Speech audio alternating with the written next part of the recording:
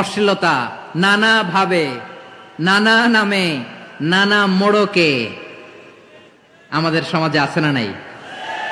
সংস্কৃতির নামে, ফ্যাশনের নামে, বিনোদনের নামে, উপন্যাসের নামে, কনসার্টের নামে অশ্লীলতা আছে না নাই?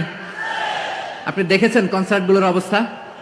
এই যে আতিফ আসলাম যে আসছে আমাদের দেশে, তারপর কে কে আসছে, আমাদের তরুণ তরুণীরা, আমাদের যুবক যুবতীরা, আমাদের জেনজিরা, কি অবস্থা ওইখানে? হ্যাঁ, কি অবস্থা! কে বাঁচাবে ওদের? কে রক্ষা করবে ওদের ইমানের, ওদের চরিত্রের হেফাজতের গ্যারান্টি কে দিবে? কনসার্টের নামে অশ্লীলতা আছে না নাই?